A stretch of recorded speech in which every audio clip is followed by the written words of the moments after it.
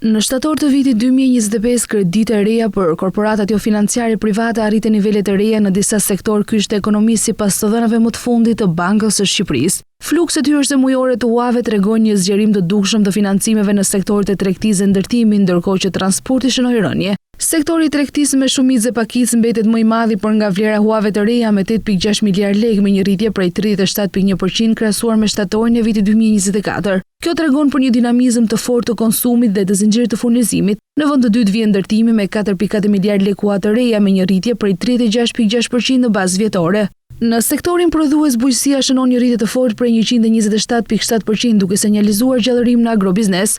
Industria nxjerrëse u rrit me 15.5%, por ajo përpunuese ra me 7.5%, ndërsa energjetikat kurret ndjeshëm me 67.4% pas një periudhe investimesh të mëdha. Ndërkohë nga ana tjetër furnizimi me ujë dhe menaxhimi i mbetjeve shënoi një rritje goxha të lartë. Një nga zhvillimet më interesante është sektori financiar dhe i sigurimeve me një kërcim prej 556.8%, duke arritur në 1.74 miliard lekë kreditë reja. Ky zgjerim sugjeron një rritje të investimeve brenda vetë sektorit financiar, ndoshta për shkak të transformimeve teknologjike, konsolidimeve apo nevojës për kapital shtesë. Në mënyrë të ngjashme, shëndetësia dhe aktivitetet sociale kanë përjetuar një rritje mbreslënëse prej 442%, duke kaluar nga 174 milion në 945 milion lekë. Në kontrast të plot, transporti dhe magazinimi janë të kurrur me 83.6%, duke rënë në vetëm 350 milion lekë nga mbi 2 miliard një vit më parë. Edhe administrimi publik dhe mbrojtja kanë regjistruar një tkurrje pothuajse totale me 99.6%, duke kaluar në nivele simbolike.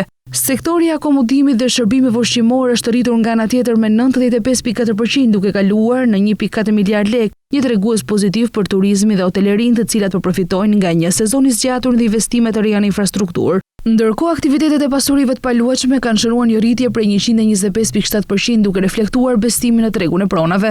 Në fund të tabelës qëndron një shifër e vogël, por e pazakont. Aktivitetet e organizatave ndërkombëtare kaluan nga vetëm 0.01 milion lekë në 11.08 milion lekë, një rritje të lartë. Edhe pse e parëndësishme për peshën e përgjithshme, ky detaj sinjalizon një lëvizje të vogël të kredive edhe në sektor që tradicionalisht nuk marrin hua.